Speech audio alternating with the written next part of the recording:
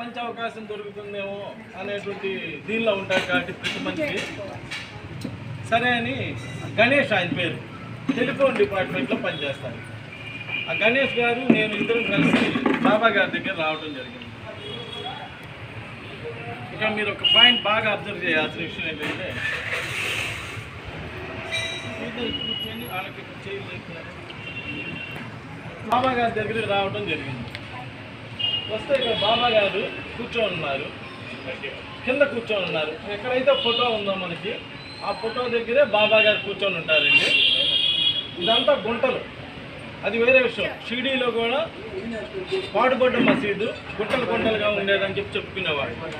అలాగే సేమ్ ఇది కూడా ఒక మసీదు లాగా అన్ని గుంటలు గుంటలుగా ఉండి అన్ని ఎలుకలు వీటన్నిటితో కూడా ఇలా ఉండేది. నేను అప్పటికే ఒక పెద్ద computer master. Baba computers and systems అంటే ఒక గుంటూరు జిల్లాలోనే ఒక పెద్ద పేరు. అలాంటి ఇన్స్టిట్యూట్ నడిపేటువంటి వాడిని నేను.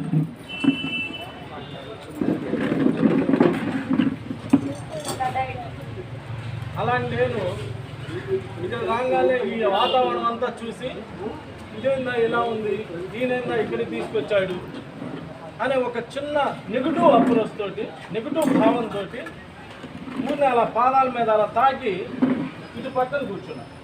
ఇప్పుడు మన వినాయకుడు ఉన్నారు కదా, వినాయకుడి దగ్గర కూర్చున్నాం.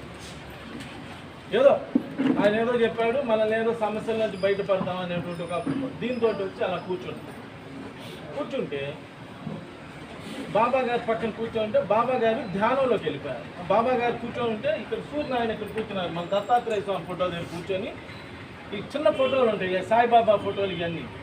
బాబా ఇది ఎవరిది బాబా అంటే సాయిబాబా, ఇది ఎవరిది అంటే వెంకటేశ్వర స్వామి, ఇదంటే కూర్చో, ఇది ఎవరిదంటే ఫలానా, మీరు ఈ ఫోటో ఎవరిదంటే తాజుద్దీన్ బాబా, ఈ ఫోటో ఎవరిదంటే వెంకటేశ్వర స్వామి. అలా చూపిస్తున్నాడు, ఇది చెప్తున్నాడు సార్. ఎవరు సూర్యనారాయణ చూపిస్తుంటే బాబా గారు చెబుతున్నారు. అలా చెబుతూ ధ్యానంలోకి వెళ్ళిపోయారు. ఫరీద్ బాబా గారి ఫోటో తీసి ఇది ఎవరిది బాబా అనే లోపు ధ్యానంలో ఉండగానే సూర్యనారాయణ నాతో అన్నాడు, బాబా గారిని ఈ ఫోటో ఎవరితో అడుగు అన్నాడు. నాకేం తెలుసు, ఇలా కూర్చొని కాళ్ళు జాపుకొని ఉన్నారు అయ్యగారు తొడ మీదండి. ఇలా ధ్యానంలో ఉన్న యోగిని కదిలీకూడదు అనేటువంటి జ్ఞానం ఆ రోజున నాకు లేదు. లేకపోవటం వల్ల ఇలా తొడ మీద ఇలా కూర్చోండి, బాబా బాబా అని ఇలా లేపితే రహిమాన్ గురించే అని లేచాడు. అంటే నా పేరు ఆయన తెలియదు, ఆయన పేరు నాది. నేను అప్పుడే వచ్చి కూర్చున్నా. అంటే రహిమాన్ గురించే భగవంతుడి దగ్గరికి వెళ్ళిపోయి భగవంతుడితో మాట్లాడుతున్నాడు. అంటే ఏం జరుగుతుంది అక్కడ, మన ఊరినే ఊహిద్దాం. భగవంతుడు ఆయన శిక్షించాలని ఆయన అంటున్నాడు. ఏదో అయిపోయింది, నా అరుగెక్కాడు, సేవ్ చేయాలని చెప్పి పట్నం బజార్ బాబా గారు అంటున్నారు. అంటే మన గయుడి స్టోరీనే కదా. శ్రీకృష్ణ భగవానుడు ఏమో శిక్షించాలంటున్నాడు, అర్జునుడేమో ఏదో అయిపోయింది మనల్ని శరణు వేడాడు, సేవ్ చేద్దామని చెప్పి అర్జునులు వారు కదా. అదే కదా మన స్టోరీ. సేమ్ అదే విధంగా అయిందేదో అయిపోయింది, సేవ్ చేద్దామని పట్నం బజార్ బాబా, లేదు శిక్షించాలని భగవంతుడితో డిస్కషన్ జరుగుతున్నది అని అనుకుంటున్నాం కదా. అంత మించి మనం అంతకన్నా ఎక్కువ ఊహించడానికి అవకాశం అయితే లేదు కదా. అలా జరుగుతూ ఉన్నది.